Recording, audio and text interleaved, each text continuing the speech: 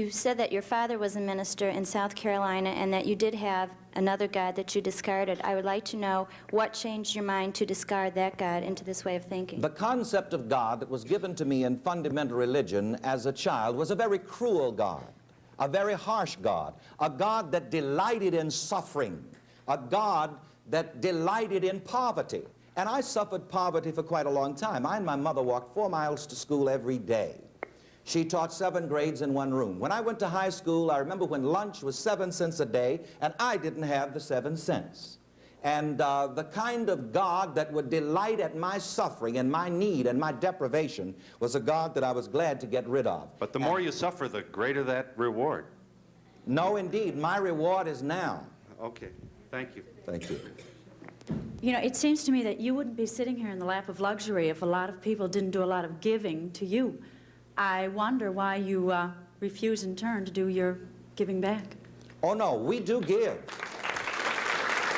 First of all, people would not give to me so wonderfully and abundantly as they do if I, in turn, was not giving something to them. That is for certain. Nobody gets something for nothing. I work. I inspire millions of people the world over, and especially here in the United States of America. I say to people, look, regardless of your conditions and your circumstances, believe in the God within you, believe in the good within you, believe in the love within you, and you will be motivated to be, to do, and to have the good which you desire. And because I give people this inspiration, they give to me and this ministry so that I can continue to share it with others. Hi, I'm glad you waited. Are you there? Yes, I am. Go right ahead, briefly. What I'm calling to say is I've talked with Reverend Ike. I've visited several of his meetings, and I do agree with what he's saying to a point. I agree that if you work for something, you feel within yourself that I can do, then you will do. But you can't sit up and, like he said, depend on welfare and depend on someone to give you all of your life. So you support him then? Yes, I do. All right. He thanks you for that testimony. Very much, I thank you. What's the matter? You think he's the devil? No, you don't mean that. Who else? Yes, yes. I don't want to beat a dead horse, but I'm really concerned about this $6.5 million plus that you have been accruing yearly. You don't feel there's any responsibility on your ministry's part to turn back this money to the people that you are trying to reach in secondary ways. I agree with you, welfare is a servitude and a slavery. But there are many viable secondary ways of assisting people that you have now given this new value structure to in the way of institutions and clinics, as this girl mentioned. Now, this is not a part of your program, I gather. No, there's something here that really needs to be corrected.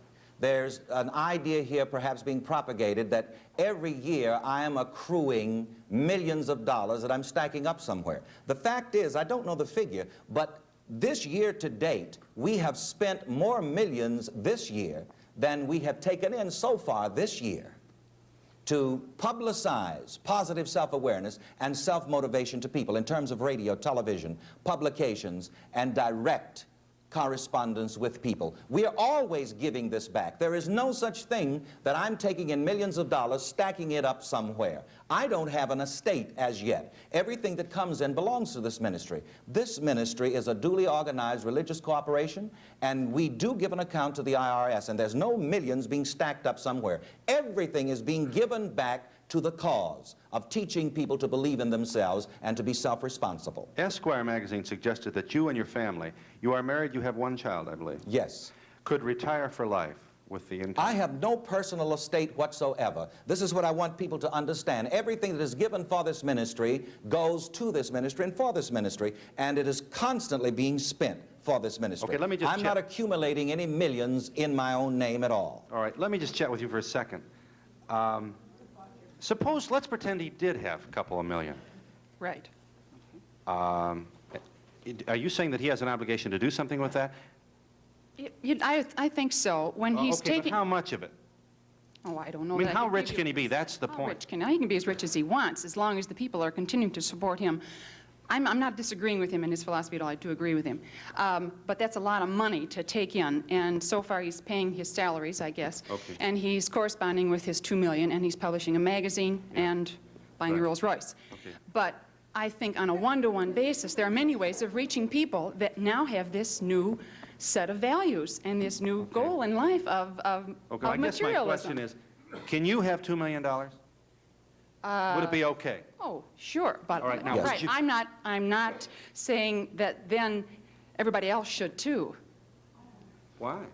Why don't you say that? Well, I mean, I am not with my 2 million. He is Yeah. my point. No, but I'm saying that all of the money that we take in is being used to bring Well, people this to a is what point we have of not self-realization. covered. All of it. I mean, there are many neighborhood programs and down to the into the neighborhoods to the people. There are theoretical approaches to what you're doing, and I feel this is what you're doing. I'm right. simply asking, are these monies going in other ways? The next part that I want to say is this. When it comes to what I give financially, we've been very secretive about that. You know why? We do have a program. There are young people in colleges across this land that we help. There's the Rev. Ike Foundation. We help children's homes.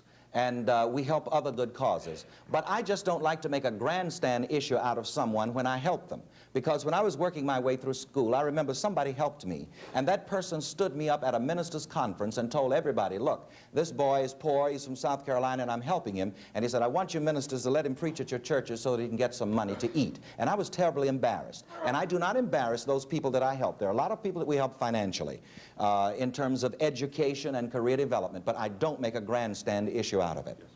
Okay, if all of the money that you get in, you give back to whoever, where do you get the money to buy your jewels and your Rolls Royce and Oh, so I forth? get a salary, you know. I work diligently, and I get a okay? salary. Yes, that's And okay. when I get that salary, you know, I use it as I desire. I'm well paid, and I deserve every penny that I get. I work for everything that I have. Well, what I'm really kind of upset about is, I don't care what Reverend Ike does. And if he does get a salary, we all seem to be envious of all his fantastic jewels. But if this is the way he chooses to spend it, and he does say, I mean, my husband's an accountant, and yes, he is being checked by the IRS. But if he chooses to wear all this fantastic jewelry, when he first came out, my first opinion was, oh, he's really raking it in. But if the people who are giving him this money want him to look this way, and he's obviously successful, we shouldn't gripe, because it isn't our money. The people who object, the people mostly who object to what I have are the people who don't give me anything.